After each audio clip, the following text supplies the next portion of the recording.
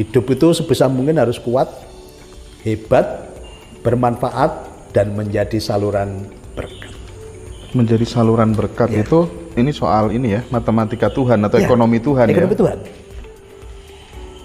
Nah selama ini kan kita ini diajari ekonomi terbatas, rumus-rumus terbatas. Masih ingat waktu kecil dulu kita diajari apa? Rumus matematika. Pipo londo, ping poro lan sudo. Karena ada rumus lain, tapi nggak pernah disinggung. Apa? Kuadrat. Kuadrat bicara apa? Pelipat gandakan. Melipat gandakan. Iya. Tapi selama ini kita terbatas dengan rumus-rumus yang tadi diajarkan tadi. Keterbatasan. Satu-satunya batasan dalam hidupmu adalah logikamu. Iya. Oke. Nah, banyak orang udah masang limit dalam hidupnya. Jadi satu-satunya batasan dalam hidupmu adalah logika. Maka jebol limit itu karena semesta tidak pernah kekurangan bahan. Oke, Pak, ngapunten. Ya. Jadi saya sering diprotes orang gara-gara karena saya mulainya kan dari nol, ya kan, dari nol. Bapak saya meninggal sejak saya kecil gitu ya.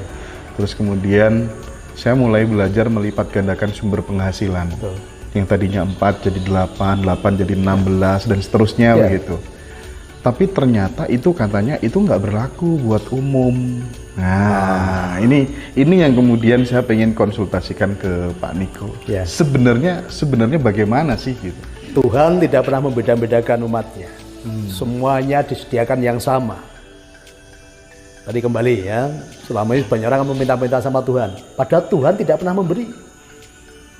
Tuhan menyediakan hal yang sama. Tuhan tidak pernah membedakan. Kita dapat kesempatan yang sama kok. Tapi Anda sendiri yang memasang limit tadi loh. Berarti kan udah menutup kan? Kan nggak berlaku untuk semua orang. Kan banyak berlaku untuk dirimu. Nah, berarti Anda yang tidak mau menerima itu. Kenapa nggak ngomong, oh kalau Hendra bisa, aku pun juga pasti bisa. Kalau Niko bisa, aku pun pasti bisa.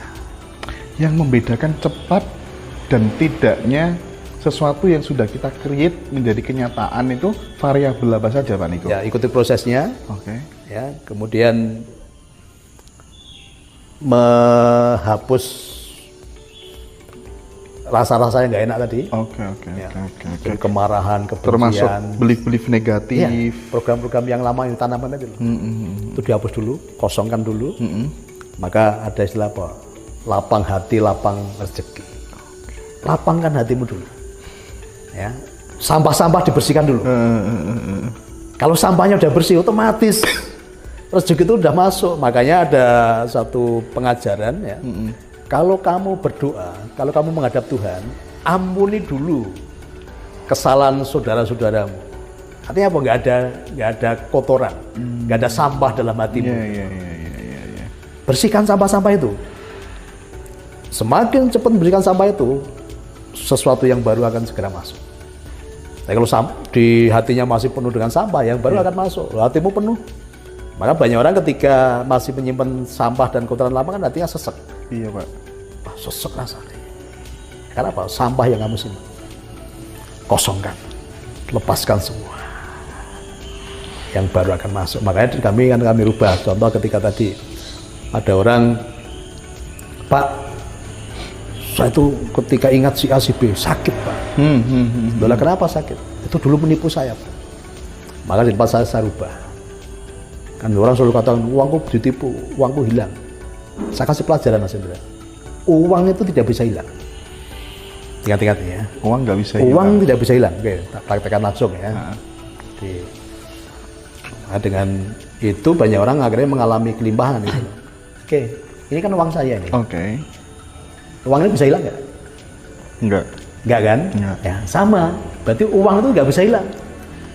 Uang saya itu cuma berpindah tempat, apapun judulnya. Oke. Ya, orang itu mau menipu kayak, mau kita pakai untuk belanja kayak, mau kita pakai untuk bisnis kayak, kan tetap uang saya itu. Jadi uang itu nggak bisa hilang. Dia hanya pindah tempat. Hanya pindah tempat. Maka saya ajarkan ke mereka doanya begini ya. Tadi saya kasih penerimaan dulu. Uangmu nggak hilang, uangmu cuma berpindah tempat.